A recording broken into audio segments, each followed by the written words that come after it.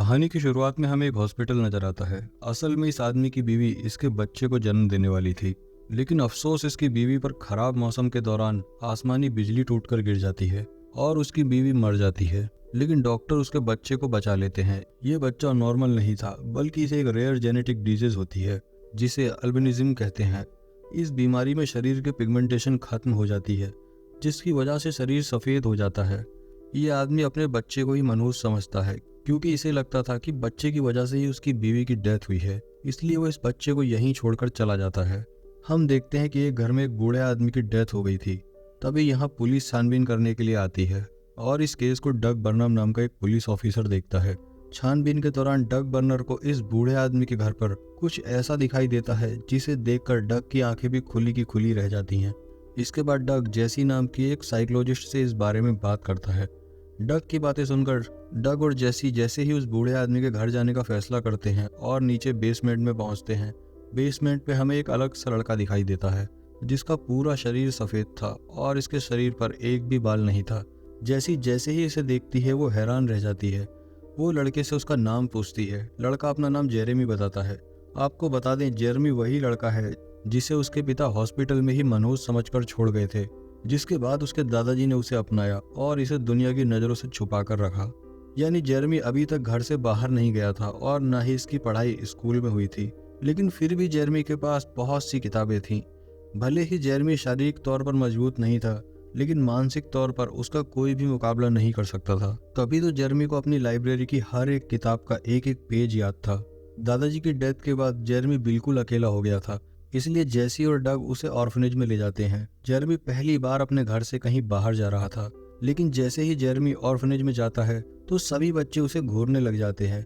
Jeremy हर वक्त काला चश्मा पहनकर रखता है, क्योंकि उसकी आंखें बहुत ही ज्यादा सेंसिटिव थी। वो सूरज की रोशनी नहीं झेल पाती थी। यहाँ के बच्चे जेरेमी से चम्मच को बैलेंस करने के लिए कहते हैं। पहले तो जेरेमी ऐसा करने से मना कर देता है, लेकिन फिर जॉन उसे धमकाता है और जेरेमी किसी तरह से चम्मच को बैलेंस कर देता है और तभी वहां मौजूद सारे चम्मच इस चम्मच से आकर चिपक जाते हैं। ये नज़ारा देखकर सभी की आंखें खुली की खुली रह जाती हैं और जॉन जेरेमी की ये पावर देखकर बहुत गुस्सा हो जाता है। अगले सीन में हमें जेसी नजर आती है, जो कि जेरेमी के शरीर की जांच करवाती है।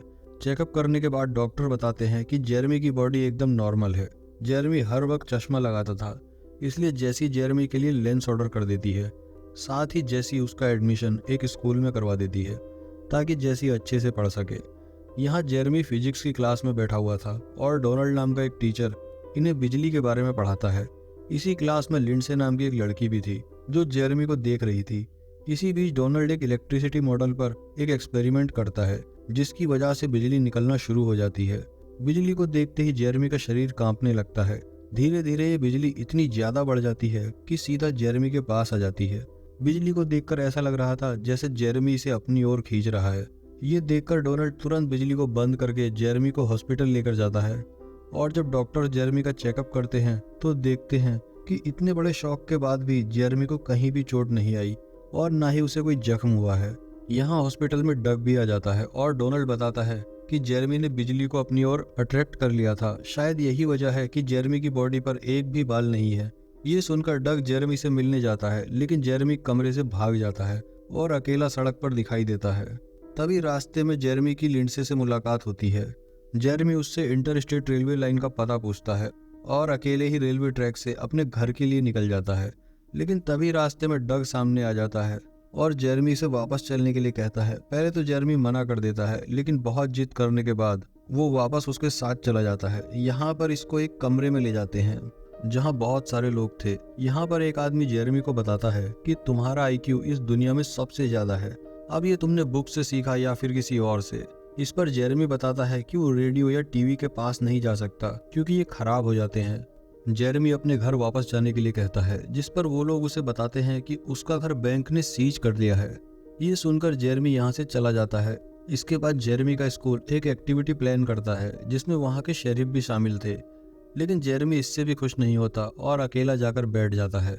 यहाँ जेरेमी डग को बताता है कि जब भी वो बिजली को कड़कड़ाते हुए देखता है तो उसे लगता है कि बिजली उसकी तरफ आ रही है। यही वजह है कि उसकी माँ भी बिजली के कारण ही मर गई। अगले दिन डंकन एक हिरन को मार देता है और इस बात को किसी को भी बताने से मना कर देता है। यहाँ जेरेमी भी मौजूद था। और हिरन को मरा हुआ देखकर वो बहुत दुखी होता है।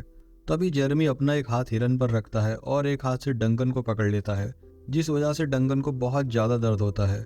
ये देखकर शेरिफ जेरेमी से कहता है कि ये सब तुमने क्यों किया। इस पर जेरेमी बताता है कि उसने जो किया मैंने उसे वही एहसास दिलाया। जैसी कहती है कि तुम हमारे दोस्त हो, तुम हमें सब कुछ बता सकते हो, लेकिन जेरेमी यहाँ से गुस्सा होकर चला जाता है।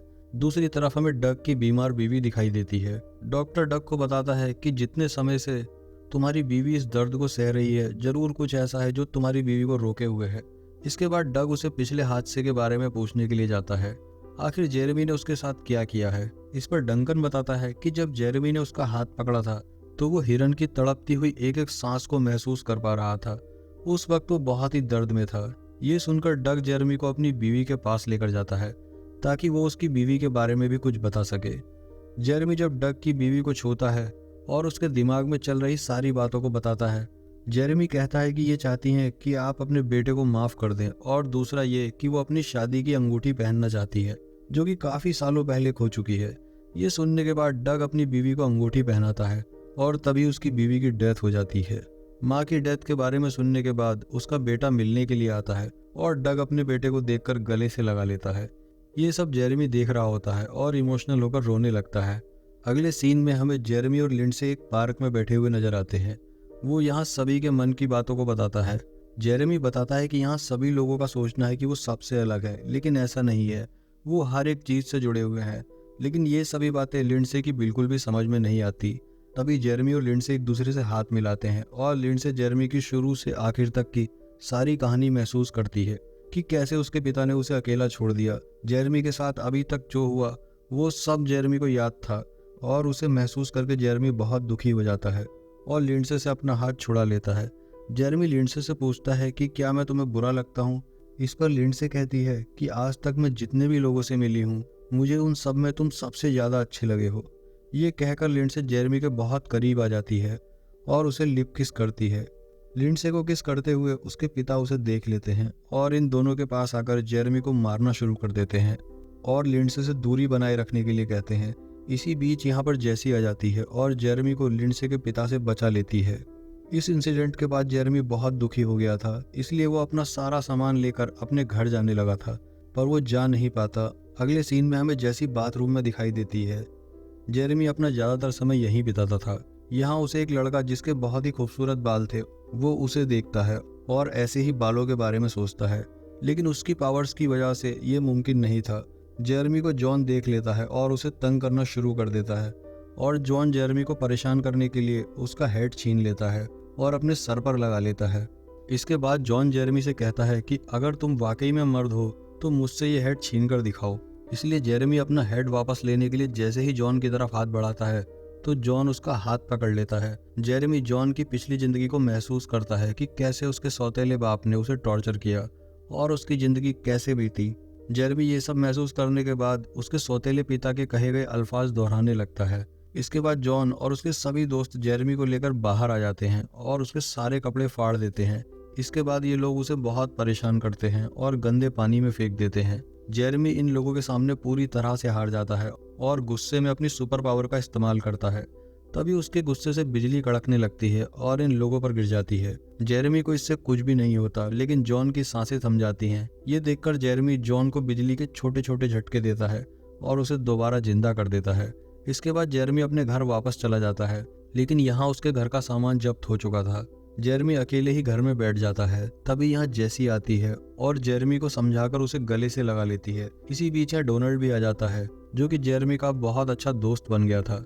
जेरेमी को परेशान देखकर जेसी उससे कहती है कि वो अब उसे ऐसी जगह पर ले जाएगी जहाँ उसे परेशान करने वाला कोई भी ना हो।